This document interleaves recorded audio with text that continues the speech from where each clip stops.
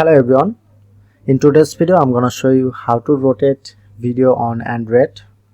Now I'm using a Android phone, so this is a Oppo A5 2020. Now I'm showing a very simple method. It will be any Android device, same process.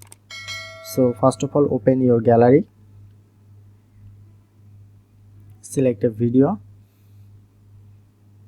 Now I'm selecting this video, tap onto edit,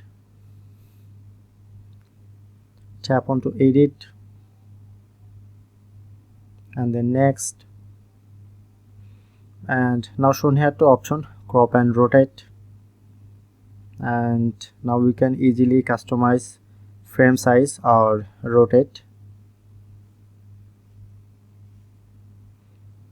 and then tap onto right mark, click on save. Okay, now done. So that's how you can easily rotate video on Android. If in this video helpful, please hit the like button and subscribe our tutorial review channel for more video.